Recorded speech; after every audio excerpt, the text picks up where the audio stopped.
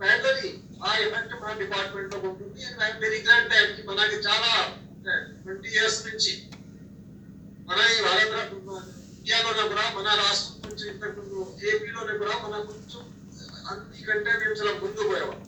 We are one of the first department, first state forest department which has taken ఈ IT చాలా పెద్ద ఎత్తున మన ముందుకు దిగాం. We are very advance.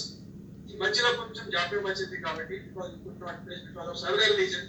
But even then, we are also keeping pace with whatsoever. ఏదైనా కొత్త సిస్టమ్స్ కానీ, కొత్త అంటే మేనేజ్మెంట్ సిస్టమ్ కానీ, ఐటీ మేనేజ్మెంట్ సిస్టమ్ కానీ, కొత్త గెజెట్స్ కానీ, కొత్త స్టైల్ కానీ, more or less we are with them. For example గా మీకు కరెక్ట్ చెప్పాలంటే లాస్ట్ ఇయర్ మన టీసీఆర్ఎస్ సర్వే కొరకు ఎంత తెలుసు అడ్వాన్స్ స్టేజ్ ఆఫ్ సర్వేలో మేము ఇక్కడ మన డిపార్ట్మెంట్ లో ప్రొక్యూర్ చేసి కొత్త సర్వే లేటెస్ట్ ప్రకారంగా టీజీఎన్ఎస్ సర్వే ప్రకారం మేము మన సర్వే చూస్తాం. సో అది కూడా that is one point. We have to be tune with the latest advancement which we are doing. రెండోది అయితే ఈ మధ్యలో చాలా వరకు రిక్రూట్మెంట్ అయినాయి, ఎఫ్ఎస్ఓ కానీ ఎంపీఓ కానీ. సో ఈ రిక్రూట్మెంట్ మీకు తెలుసు ఇప్పుడు లేటెస్ట్ టైంలో చాలా మంది దీనికి హైలీ క్వాలిఫైడ్ ఉంటారు. Either they are graduate, either they are BE కానీ, even they are even highly ఇంకా క్వాలిఫైడ్ ఉన్నారు. ఎంఎస్ ఉన్నారు, ఎంఎస్సి ఉన్నారు. So it means they are very very I mean for them IT అయితే this is not a very new thing. మనకి చాలా handy ఉంది. Once ఈ టూల్స్ ఐటీ మనకి స్టార్టింగ్ చేస్తే it was long back 7 years 6-7 years ముందే మనకి ఇది స్టార్ట్ చేశారు. But as you know, as happened in the whole government department, somehow we could not pursue it, we did not further the world area. Either our lack of interest or some occupation with other activity or some other reason maybe. But now as you are seeing, almost 99% what we are asking for the geocoordinate, we are asking for the EML file. Naming income start cheste latest now even the central government also FCFT and even now central government all these things they are asking that information either KML file or your geo coordinates. So it means this is now need of our Mukhyanga Ramurthy, who is actually pioneer, who was the man behind this program and who was continuously pursuing in spite of I must congratulate that at least Ramurthy at the time he was continuously pursuing this, seeing that this is updated, it is again, these are again changed according to need and time, and it has, taken a lot of, advancement, and it has come very well. Only thing is that we are not using. So, Mukhyanga, I will not go into detail of that. This is plotting just the survey plot just. We spent a lot of time in doing extra, so instead of that, another data people whatsoever either existing data existing forest block like some new piece of land at one. If you want to put in that either Google Map then other various platform then GIS like transfer channel, this is a very handy tool.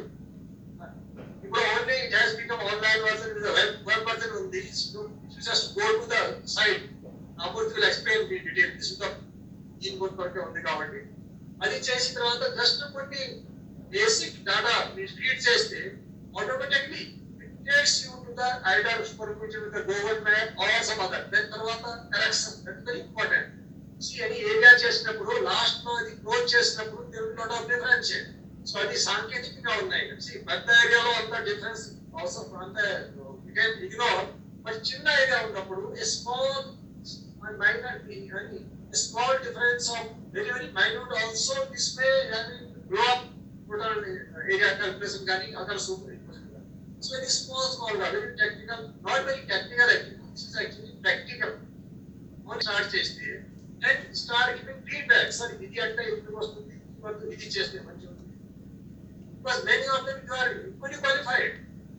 So like that, suppose in each area में some terrain problem కానీ some other problem వస్తే then how to deal with them. So అటువంటి ఏదైనా challenging కానీ problem వస్తే ఆ problems మీరు నాకు ఫీడ్బ్యాక్ ఇస్తే suddenly in a short period of time తొందరగానే maybe 1 week 10 days 15 days because Ramurthy has been working every day. He knows everything one point because he is closely associated and it's very close to his heart also. So he will be able to take all these your feedback to make the programs ఇంకా మంచిగా. So ఇదే విధంగా so let us try. I will not take much time ఎందుకంటే దీనికి మన practical. Good morning, sir. I thank you, Parveen Saab, for a wonderful introduction. I'll go through the presentation.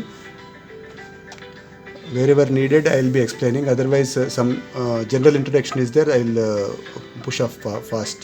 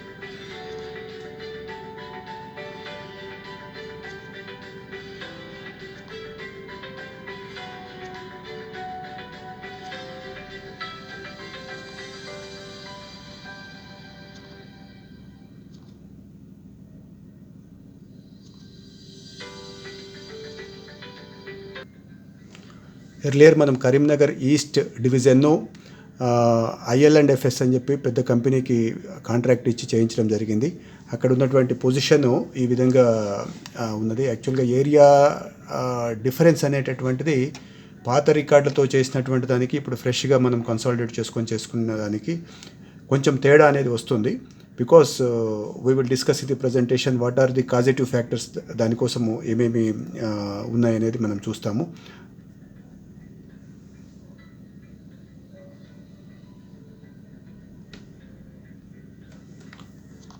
మనము DGPS సర్వేని చూసుకున్నట్టయితే బిఫోర్ కరెక్షను ఈ పెద్ద సర్కిల్లో ఏవైతే ఉన్నదో దాంట్లో పడుతున్నాయి పాయింట్స్ అన్నీ. తర్వాత దీన్ని పోస్ట్ ప్రాసెసింగ్ చేసిన తర్వాత ఈ చిన్న సర్కిల్లో పడుతున్నాయి. యాక్చువల్గా 23 సెంటీమీటర్స్ డయామీటర్ ఉన్నటువంటి సర్కిల్లోకి ఇవన్నీ కూడా వచ్చేసాయి అనమాట. మనం ఎప్పుడు పోయినా కూడా DGPS యొక్క అడ్వాంటేజ్ అనేటటువంటిది ఇలా ఉంటుంది. మనము దీనికోసం బేస్ స్టేషన్స్ మనం రేంజ్లలో ఏర్పాటు చేస్తున్నాము, మీ అందరికీ తెలుసు.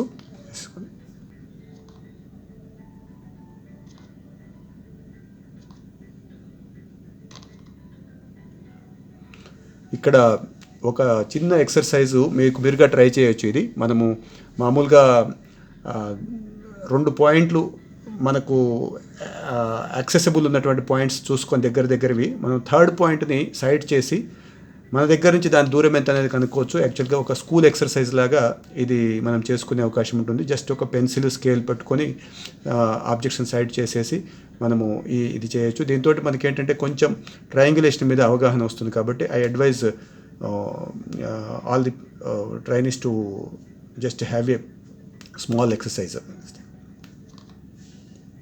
నేను ఒకటి చేయడం జరిగింది మా రూఫ్ టాప్ నుంచి. గూగుల్ తోటి దాన్ని వ్యాలిడేషన్ కూడా చేస్తే ఒక 10-15 మీటర్లు అటు ఇటుగా టాలీ అయింది. It gives us some concept. ఈ ప్లేన్ టేబుల్ సర్వే అనేది చాలా సింపుల్ ప్రిన్సిపల్స్ తోటే ఉన్నది. Just I'm showing the equipment. జనరల్గా మీరు అందరు ట్రైనింగ్స్లో చదివే అవకాశం ఉంది. ఇక్కడ ఇది base line or diagonal and offset మెథడ్లో చూపించడం జరిగింది. ఇవన్నీ కూడా సర్వేలో కొన్ని మెథడ్స్ జస్ట్ అవగాహన కోసము ఉంటుంది. అండ్ ముఖ్యంగా మ్యాగ్నెటిక్ బేరింగ్ అనేది మోస్ట్ ఇంపార్టెంట్. మన క్రక్స్ ఆఫ్ ది ఇష్యూ వచ్చేసి మన నోటిఫికేషన్స్ అన్నీ కూడా మ్యాగ్నెటిక్ బేరింగ్స్లో చాలా వరకు 50% వరకు బేరింగ్స్ అండ్ చైనేజ్ మెథడ్లో అయినాయి. కాబట్టి this is the bearing.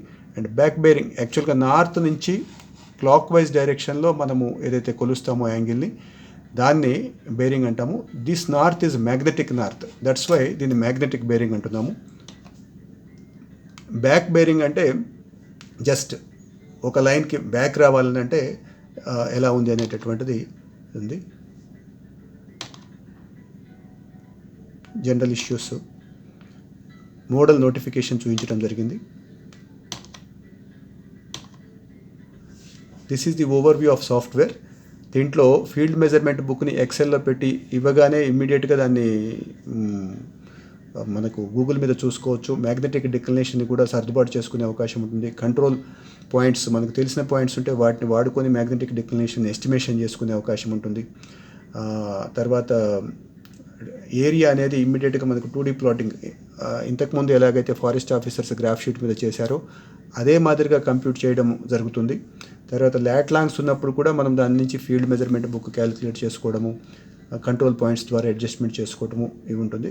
Only map ఉంది మన దగ్గర, వేరే ఎఫ్ఎంబి లేనప్పుడు కూడా దీంతో కొంతవరకు మనము 1 or 2 పాయింట్స్ తెలిసినప్పుడు మనం మిగతా పాయింట్స్ని ప్రొజెక్ట్ చేసుకునే అవకాశం ఉంది.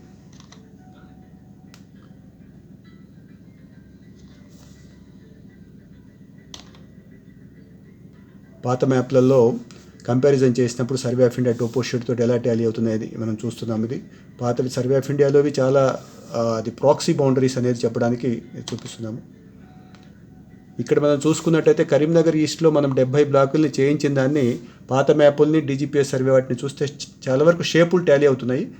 కాకపోతే అప్పుడున్నటువంటి ప్లాటింగ్ దీంతో ఈ మాత్రము షిఫ్ట్స్ ఇవి ఏవైతే ఉన్నాయో వీటిని మనము కామన్ సెన్స్ మనకు యాక్చువల్గా షేప్ అంతా టాలీ అవుతుంది, ఇట్ ఇస్ ఓకే అనే చెప్తుంది. కాకపోతే ఈ వనశ్రీలో వీటిని ఈ రెస్పెక్టివ్ పాయింట్స్ని కంట్రోల్ పాయింట్స్గా కొన్ని దొరికితే వాటిని ఆధారం చేసుకొని మనం సరిగ్గా కూర్చోబెట్టుకునే అవకాశం ఉంటుంది. తర్వాత దూరాలలో వచ్చే ఎర్రర్స్, యాంగిల్స్లో వచ్చే ఎర్రర్స్ ఇవన్నీ కూడా దీన్ని ఎఫెక్ట్ చేస్తాయి. కాబట్టి మనం వాటిని అర్థం చేసుకొని మూవ్ కావాల్సి ఉంటుంది. ఇది మన కంట్రోల్ పాయింట్స్ని అడ్జస్ట్మెంట్ చేసేటప్పుడు క్లోజింగ్ ఎర్రర్ ప్రిన్సిపల్స్లోనే వాడి ఇది చేసాము. This is a flow chart. యాక్చువల్గా ఇందులో క్లియర్గా మొత్తం అన్ని స్టెప్స్ ఎక్స్ప్లెయిన్ చేయడం జరిగింది. ఇక్కడ గూగుల్ ఎర్త్లో కొన్నిసార్లు మేజర్ షిఫ్ట్ ఉండే అవకాశం ఉంది. దాన్ని జాగ్రత్తగా చూసుకోవాల్సినటువంటి అవసరం ఉంటుంది.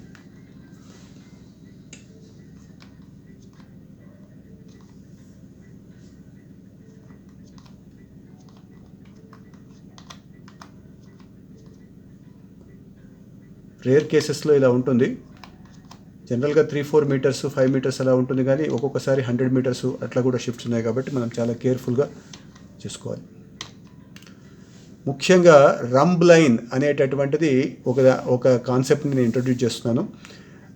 మనం అనుకుంటాము ఒక ఫిక్స్డ్ బియరింగ్లో, మ్యాగ్నెటిక్ బియరింగ్లో మనం ప్రయాణం చేస్తే మనం స్ట్రైట్గా వెళ్తామని చెప్పేసి అనుకుంటాము, కానీ అది వాస్తవం కాదు. ఎందుకంటే ఈ మెరిడియన్స్ అనేటటువంటివి మనము కుడి పక్కకు జరుగుతున్నా ఎడం పక్కకు జరుగుతున్నా ఇవన్నీ కూడా నార్త్ పోల్ దగ్గర కన్వర్జ్ అవుతాయి. కాబట్టి అవి కొంచెం వంగి ఉంటాయి.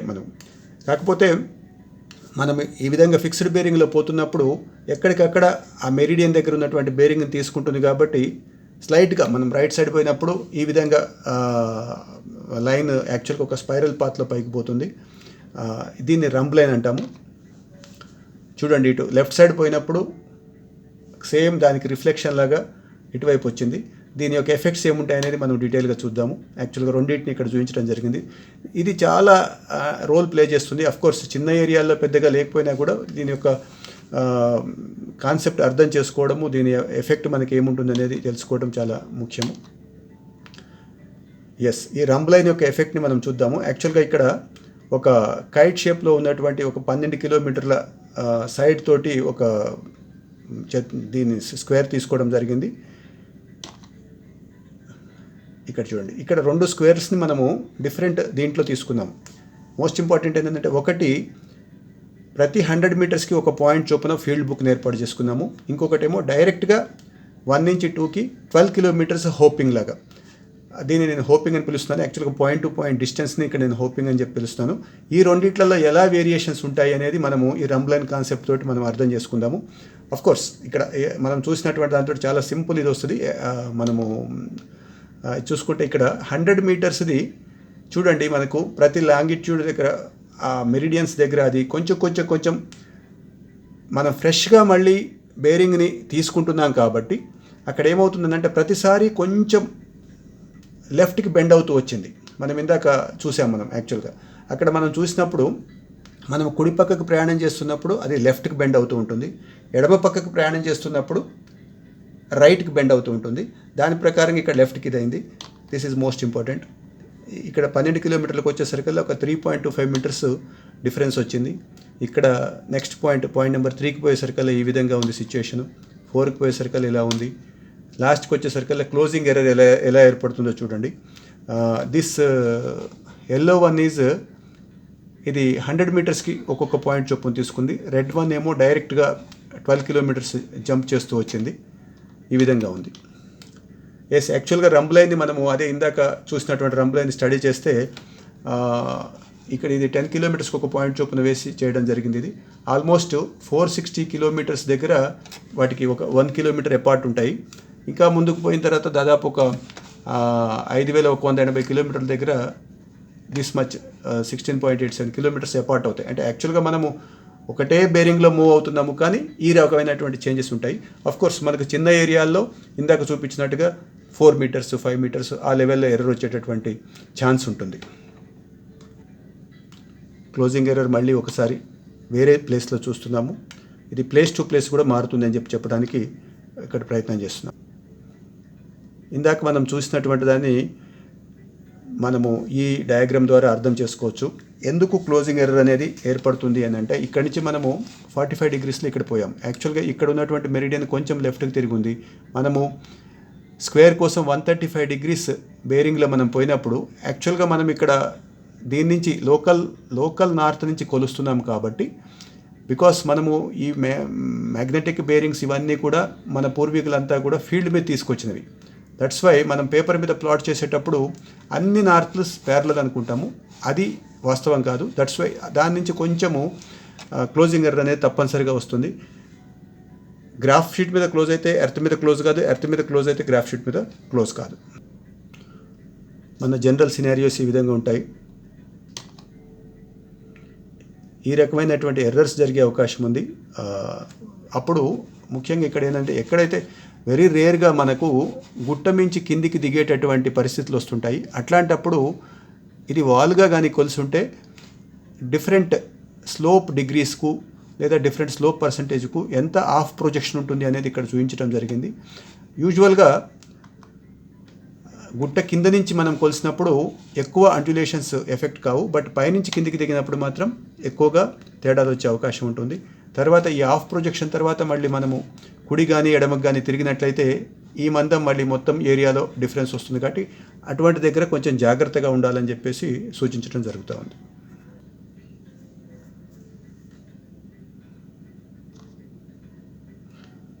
ఇక్కడ మ్యాగ్నెటిక్ డిక్లినేషన్ గురించి ఎక్స్ప్లెయిన్ చేయడం జరుగుతున్నది. Magnetic declination is most important concept in our entire gazette notifications implementation. మనకు 50 సంవత్సరాల క్రితం ఏదైతే మ్యాగ్నెటిక్ బేరింగ్స్ ఉన్నాయో ఇవి టైంతో పాటు కొంచెము మారిపోతూ ఉంటాయి. దీన్ని ట్రూ నార్త్తో కంపేర్ చేసినప్పుడు రైట్ సైడ్లో ఉంటే దీన్ని పాజిటివ్ ఈస్ట్గా వ్యవహరిస్తాము, ఇటు ఉంటే లెఫ్ట్ సైడ్ ఉంటే దీన్ని నెగిటివ్ వెస్ట్గా వ్యవహరిస్తాము. దీన్ని ఎలా ఇంప్లిమెంట్ చేసుకోవాలి అనేటటువంటిది చాలా సింపుల్ వేలో మనకి వనశ్రీలో టూల్స్ పెట్టడం జరిగింది. పాజిటివ్ ఉంటే యాక్చువల్గా magnetic bearings are less compared to true bearings. But మనం శాటిలైట్ పిక్చర్ మీద కూర్చోబెట్టుకోవాలంటే కంపల్సరీ మనకు ట్రూ నార్త్ బేరింగ్స్ కావాలి. దానికోసం we have to add some declination value. Adding అని అంటే ఎప్పుడు కూడా క్లాక్ వైజ్ రొటేషన్ చేయవలసి వస్తుంది. సిమిలర్లీ నెగిటివ్ ఉన్నప్పుడు యాంటీ క్లాక్ వైజ్ చేయవలసి వస్తుంది. మన తెలంగాణ రీజన్లో మోస్ట్లీ నెగిటివే ఉన్నాయి. ఇక్కడ ఎర్రర్ని మనం అర్థం చేసుకోవటం కోసం అంటే బేరింగ్లో ఎర్రర్ వస్తే ఎలా ఉంటుంది, డిస్టెన్స్ మెజర్మెంట్లో ఎర్రర్ వస్తే ఎలా ఉంటుంది అనేది ఇక్కడ చూపించడం జరిగింది. అది ముఖ్యంగా ఇక్కడ ఏంటంటే బేరింగ్లో ఎర్రర్ అనేది లెఫ్ట్ లేదా రైట్కి తీసుకుపోయే అవకాశం ఉంది. డిస్టెన్స్లో ఎర్రర్ అనేది ముందుకు లేదా వెనక్కి తీసుకుపోయే అవకాశం ఉంది. దట్స్ వై ఈ కాంబినేషన్స్లో ఎర్రర్ జరిగే ఇది ఉంటుంది. బట్ మ్యాగ్నెటిక్ డిక్లినేషన్ ఏదైతే ఉందో అది జనరల్గా యూనిఫామ్గా ఒక రొటేషన్ని తీసుకొస్తుంది.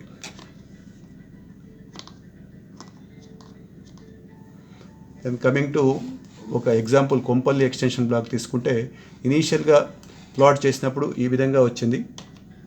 Then 2 degrees rotation west apply చేస్తే కొంచెం తిరిగింది. యాక్చువల్గా దీని కింద కోల్ మైనింగ్ జరుగుతూ ఉంటుంది. ఇక్కడ మ్యాగ్నెటిక్ డిక్లినేషన్ చాలా ఎక్కువగా ఉంది. యాక్చువల్గా ఆ కన్సర్న్డ్ సర్వే ఆఫ్ ఇండియా చార్ట్స్లో కూడా అది అబ్నార్మల్ అని చెప్పేసి అది అనామలీ కింద సూచించడం జరిగింది. లాస్ట్కి 4.5 degrees అప్లై చేస్తే అది సరిగ్గా కూర్చుంది, వేరే పాయింట్లు కూడా మ్యాచ్ అయింది. పాత టోపో షీట్లలో అక్కడ రాసి ఉంటుంది యాక్చువల్గా రెస్పెక్టివ్ ఇయర్లో ట్రూ నార్త్ నుంచి ఎంత ఇది ఉంది మ్యాగ్నెటిక్ డిక్లినేషన్ గురించి ఇక్కడ రాసి ఉంటుంది. యాక్చువల్గా అప్పుడు 1975లో 1.5 degree అని రాసి ఉంది. బట్ అక్కడ ఎనామలీ ఉంది కాబట్టి 1.5 degree సరిపోలేదు.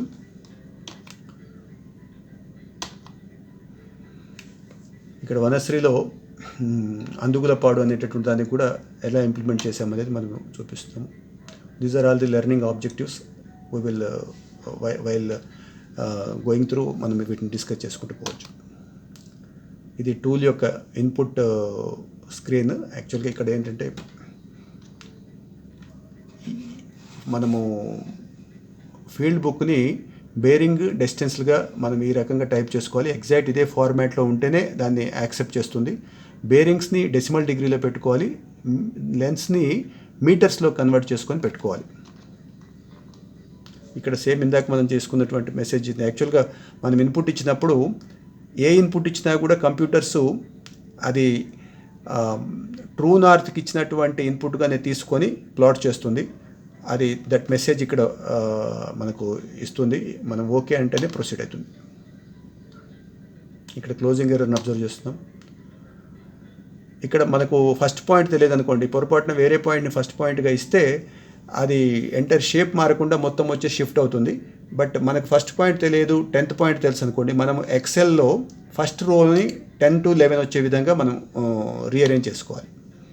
ఇక్కడ కంట్రోల్ పాయింట్స్ని ఎఫెక్ట్ చేయడం జరిగింది. కంట్రోల్ పాయింట్స్ని ఎఫెక్ట్ చేసినప్పుడు ఇక్కడ అది రఫ్గా ఎంత అక్కడ మ్యాగ్నెటిక్ డిక్లినేషన్ ఉంది లేదా ఎంత తిప్పాల్సి వస్తుంది అనేటటువంటి దాన్ని ఇక్కడ యాంగిల్ కంప్యూట్ చేసిస్తుంది. ఇక్కడ 3 కంట్రోల్ పాయింట్స్ ఇచ్చేసి అడ్జస్ట్ చేయడం కోసం ప్రయత్నం చేసాం ఎగ్జాంపుల్ దీంట్లో. ఇక్కడ అందుగులపాడు యాక్చువల్గా ఇది డీజీపీఎస్తో సర్వే అయిన దాని యొక్క బేరింగ్లని కొంచెం మార్చి కొంత ఎర్రర్ని ఇండ్యూస్ చేసి మళ్ళీ దాన్ని రాబట్టడం కోసం టెస్ట్ చేయడం జరిగింది.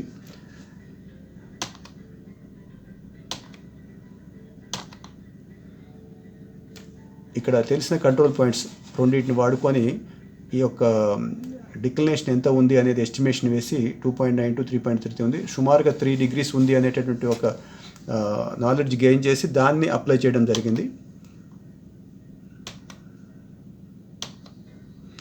అప్పుడు మళ్ళీ యాక్చువల్ డీజీపీఎస్ రీడింగ్స్తో టాలీ చేస్తే దగ్గరగా 5 to 8 meters వరకు అది మనము దానికి టాలీ చేసుకోగలిగాం. అంటే యాక్చువల్గా మనకి ఏమి యాబ్సెన్స్లో ఉన్నప్పుడు ఎటువంటి ఇది లేనప్పుడు ఇది ఈ విధంగా పనికొస్తుంది అని చెప్పడం కోసం మనం ఇది చేసాము. మోర్ కంట్రోల్ పాయింట్స్ ఉంటే మనకు చక్కగా ఇది వస్తుంది. ఓన్లీ మ్యాప్ ఉంది, వేరే ఫీల్డ్ బుక్ లేనప్పుడు జస్ట్ ఆ మ్యాప్కి కింద ఏబి అనే ఒక స్ట్రైట్ లైన్ గీసి ఏ నుంచి బి నుంచి ఈ పాయింట్లకి దూరాలు తీసుకొని అవి నోట్ చేసుకొని ఎక్సెల్లో ఇన్పుట్ ఇవ్వడం, ఆ ఎక్సెల్ ఇన్పుట్ని ఇక్కడ మనము ఫామ్లో పెట్టడం ద్వారా వస్తుంది. ఓన్లీ ఇక్కడ బార్ స్కేల్ ఉంటే బార్ స్కేల్ డీటెయిల్స్, తర్వాత ఆ ఏబి లెంత్ డీటెయిల్స్, మనకు తెలిసినటువంటి ఒక పాయింట్ డీటెయిల్స్ అవి ఇవ్వడం ద్వారా మనము వీటిని మిగతా కోఆర్డినేట్స్ యొక్క లాంగ్ని జనరేట్ చేసుకునేటువంటి అవకాశం ఉంటుంది. ఇక్కడ ఎర్రర్స్ కొంచెం ఎక్కువ వచ్చే అవకాశం ఉంది, ఎందుకంటే మనము ఈ కొలసి తీసుకునేటప్పుడు ఆ స్కేల్ ప్రకారంగా 1 mmలో డిఫరెన్స్ వస్తే కూడా ఆ స్కేల్ ప్రకారంగా ఎర్రర్స్ వచ్చే ఛాన్స్ ఉంది. ఇంకొక ముఖ్యమైన టూల్ ఏంటంటే ఒక పాలిగన్ మ్యాప్ ఉంది నా దగ్గర, దాన్ని ఆ షేప్లో ఎన్ని హెక్టార్లకు కూర్చోబెట్టాలంటే అన్ని హెక్టార్లకి పెద్దదిగా కానీ చిన్నదిగా కానీ చేసి కూర్చోబెట్టవచ్చు. వేరే ఒక పాయింట్ నాకు తెలుసు అనుకోండి, ఆ పాయింట్ దగ్గర స్టార్ట్ అవుతూ షేప్ని ప్రిజర్వ్ చేస్తూ ఏరియాని టాలీ చేసేటటువంటి అవకాశం ఉంది. అఫ్కోర్స్ ఇది అన్ని వేళ పనికి వస్తుంది కాదు, ఒక్కొక్కసారి మనకు ఐడియా కోసం అనేది ఉంటుంది. ఎస్, వ్యాలిడేషన్ గురించి మనం కొంచెము డిస్కస్ చేద్దాము. ఈ టూల్ని వేరియస్ పాయింట్స్లో మనం వ్యాలిడేట్ చేసేసి చూడడం జరిగింది. యాక్చువల్గా హ్యాండ్ హెల్డ్ జీపీఎస్ తోటి వనశ్రీ ఇచ్చేటటువంటి రీడింగ్స్ తోటి ఒక సైడ్ లెంత్ 10 కిలోమీటర్స్ ఉన్నటువంటి ఒక కైట్ షేప్డ్ దీన్ని మనం టాలీ చేస్తే single hoping, actual 10 kilometres direct hoping తోటి మనం ఇది చేసినప్పుడు వేరియేషన్ వచ్చేసి ఈ విధంగా వచ్చింది. యాక్చువల్గా పాయింట్ నెంబర్ 1 నుంచి 2కి పోయిన దగ్గర దిస్ ఈజ్ 1 to 2 దగ్గర 2 దగ్గర ఈ రెండింటికి డిఫరెన్స్ 3.3 మీటర్స్, 4 మీటర్స్, మ్యాక్సిమం ఇట్లా 4 మీటర్స్ రావడం జరిగింది. బట్ మనది ఎప్పుడు కూడా 10 మీటర్స్ డైరెక్ట్ హోపింగ్ ఉండవు, మ్యాక్సిమం 100 మీటర్స్, 50 మీటర్స్ ఇలా స్టేషన్ టు స్టేషన్స్ ఉంటాయి. ఆ దీంట్లో నెగ్లిజిబుల్ ఇది. యాక్చువల్గా it is proven that it is just around 2 mm, even less than that tool error.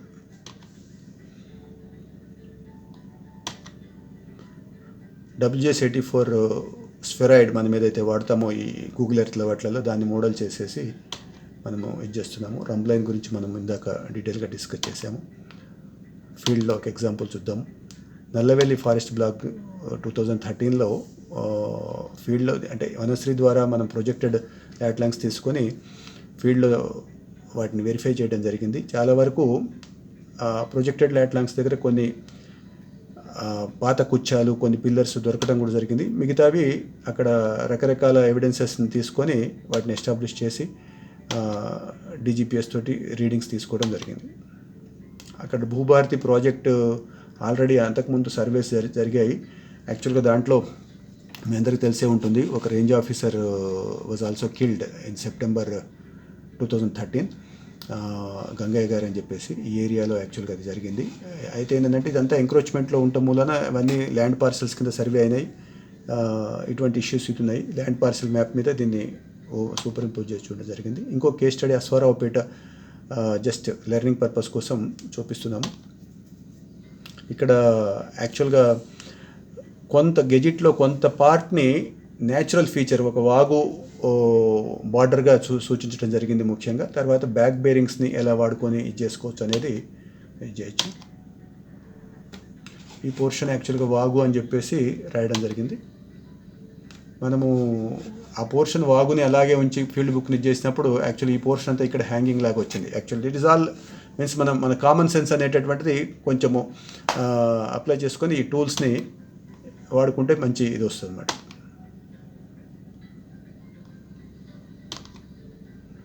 ఇక్కడ కొన్ని తెలిసిన పాయింట్ని గూగుల్ నుంచి పిక్ చేసాము. తర్వాత అక్కడి నుంచి ఫీల్డ్ నుంచి కూడా వచ్చినటువంటి రీడింగ్స్ తోటి కంట్రోల్ పాయింట్స్గా ఇచ్చి మనము జనరేట్ చేయడం జరిగింది.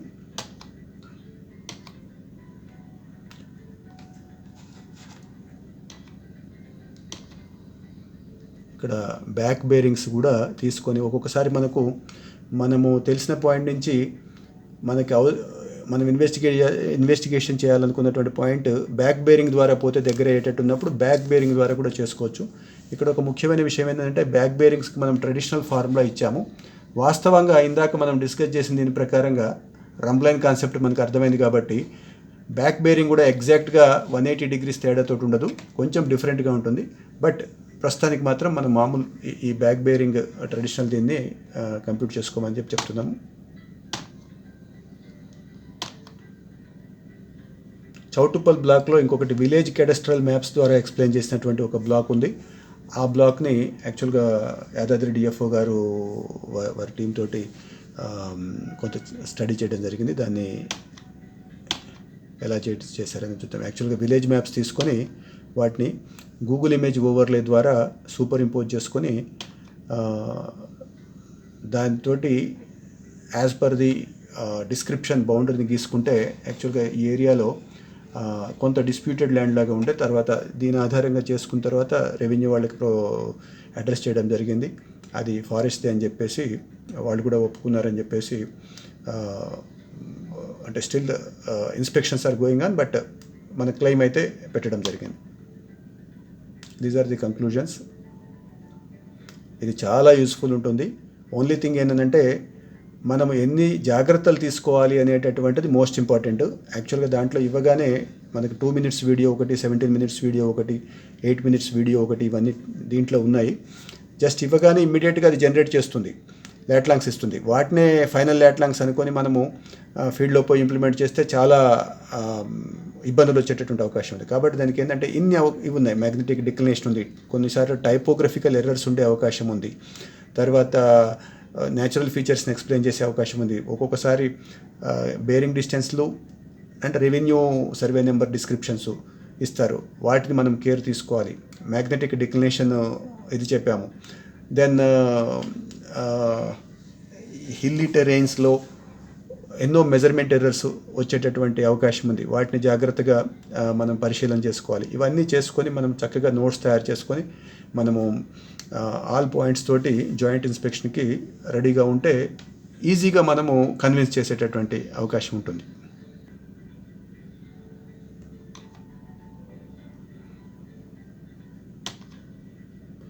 మీ ఫీడ్బ్యాక్ సజెషన్స్ చాలా ఇంపార్టెంట్. యాక్చువల్గా ఫీడ్బ్యాక్ కోసం ఒక ప్రొవిజన్ కూడా మన అడిషనల్ పీసీఎఫ్ గారి సలహా మేరకు టూల్లోనే ఇన్కార్పొరేట్ చేయడం జరిగింది.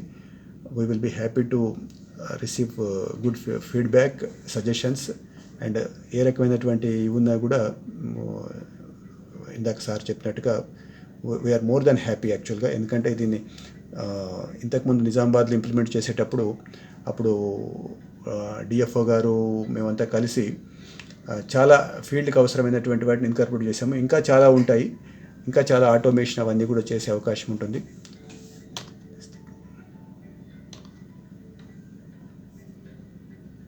Thank you so much. మనకు టూల్లోనే వీడియోస్ ఉన్నాయి, యూజర్ మాన్యువల్స్ ఉన్నాయి, యూజర్ గైడ్స్ ఉన్నాయి.